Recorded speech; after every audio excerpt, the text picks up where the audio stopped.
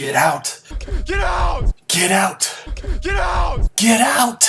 Get out! Welcome to Rad Movies Now. My name's Robert Adams. I'll be your host for this review. Today is the inaugural review for Rad Movies Now, and I'll be reviewing Get Out, the directorial debut from Jordan Peele from the duo Key and Peele. This is his first movie that he's directed, and surprisingly, or not surprisingly, it's a horror movie. A lot of directors tend to start off in horror movies as like something just to get the idea of like your drama, your suspense, every part that you actually need to put together a movie. A lot of them can be found in horror movies, so that's where they kind of tend to start on a lot of them. I want to start this off by saying, overall, I'm going to be talking about the movie, and then a little bit later I will be giving some spoilers, and I'll kind of let you know when the spoilers are going to happen, so you have enough time to pause or duck out, go see the movie, come back, finish watching this video. Alright, to start us off, I'm going to say congratulations to Jordan Peele. Even though he's probably not going to see this video, I do want to say congratulations to him because this was a fantastic movie. It was such a great, what I'd call throwback thriller to some of like your older thrillers from like, at least from what I know, is like the late 80s and the 90s. Some of those that really just had you on the edge of your seat and guessing until the very end. Fantastically done. I absolutely loved it. I do believe a lot of this had some, especially like some drawbacks and stuff taken off of other movies. I know Jordan Peele himself has compared some of this to Night of the Living Dead, one of the best zombie horror movies ever made.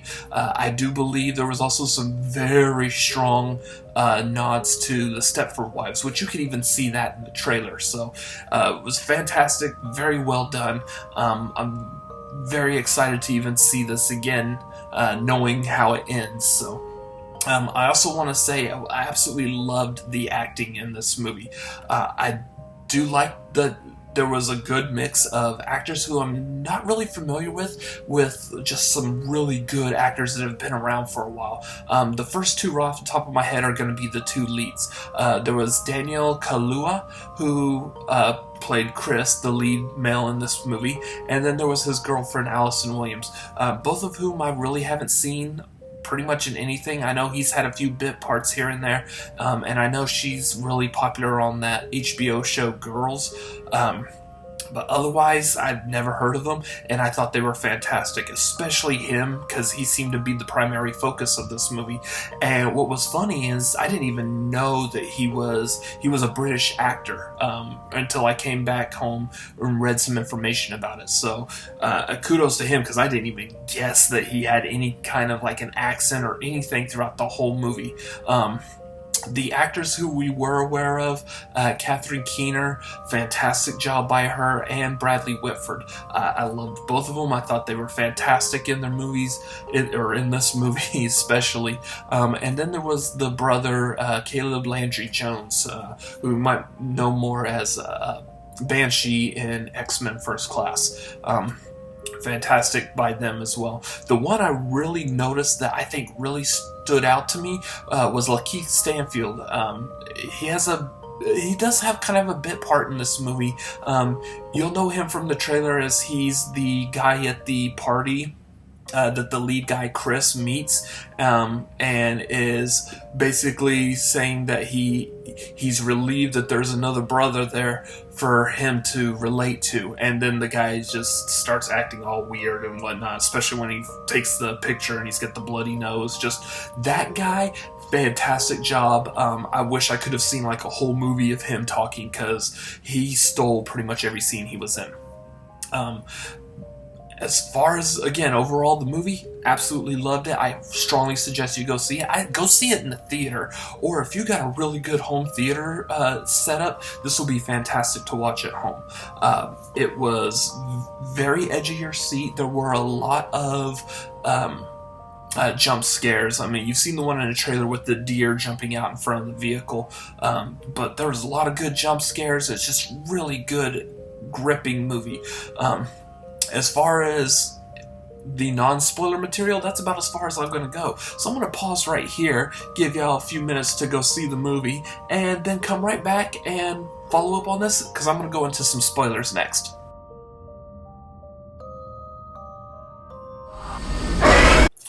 Alright, welcome back. So, hopefully by now you've seen the movie, because I'm going to get into a little bit more detail on this as well.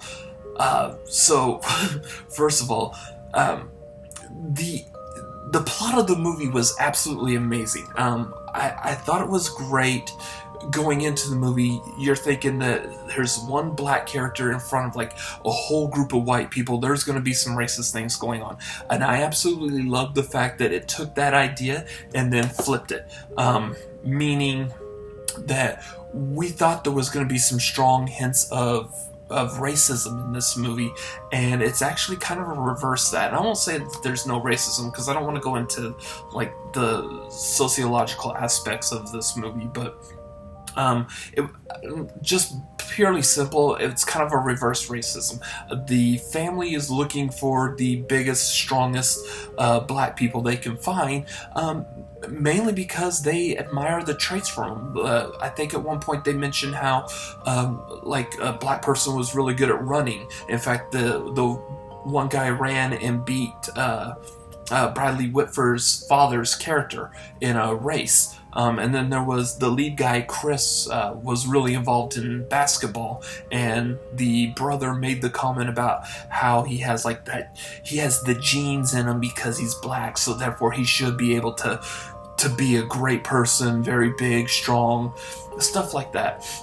I thought that was very interesting, and the fact that now that I've seen the movie, I completely understand why Jordan Peele did that, because it was a good flip on what the norm is right now when you see situations like that, and I really appreciated the fact that they did that. It was one of the best plots of the whole movie was that. I do like how there were subtle nods throughout the movie that, if you didn't catch it, it'll make the second viewing a lot more interesting. In which I just mentioned the part where Bradley Whitford's giving the tour of the house to Chris, and he's talking about his father and how his father was an athlete, ran in a race, and lost to a black man. The fact that there was one little thing he said at that, and I can't remember off the top of my head, but he made like one little like off the cuff comment, and normally you'd be sitting in your theater seat going, okay, that was funny, or weird, or whatever, and you would move on. But once you see the outcome of the movie, you go back, and it was absolutely really weird how they were basically telling you right from the get-go, hey, here's what's happening. All of these things, they all have this huge connection that you didn't even realize. I mean, obviously the fact that she's a hypnotist, so I mean, you knew from the trailer that was gonna play into something. The fact that he's a doctor, and later on when you're finding out that they're basically moving pieces of the brain around. Absolutely weird, but it was really good, subtle nods for it.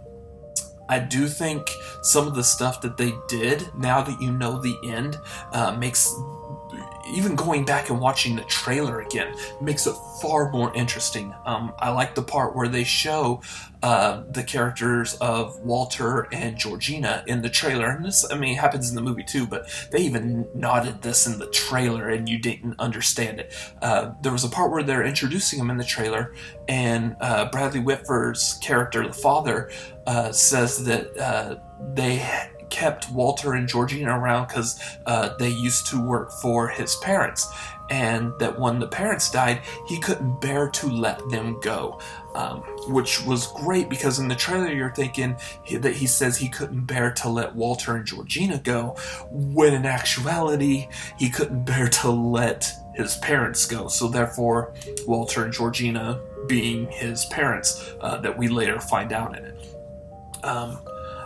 Just a little twist like that's just absolutely weird, kind of really off the wall. And I'm really anxious to see this movie again for a second time, knowing how everything ends in it. So that's pretty much it. Once again, great job on the movie. I hope we see more from Jordan Peele. I would like to see him potentially do a little bit more in the horror thriller genre, but I'd like to see him branch out as well, because this was fantastic. other than that, that's all for this video. Thank you for watching. As the typical videos go, make sure you comment, share, like, subscribe, whatever you need to do to make sure this video gets out and seen by everybody. That would be fantastic. And keep it here on Rad Movies Now. I'm still getting it down as to what this is called. Rad Movies Now, as I will continue to do not only reviews, but more information about movies in general, the industry, and any opinions and things that I can think of that would be interesting to share. So, y'all have a great evening. Peace.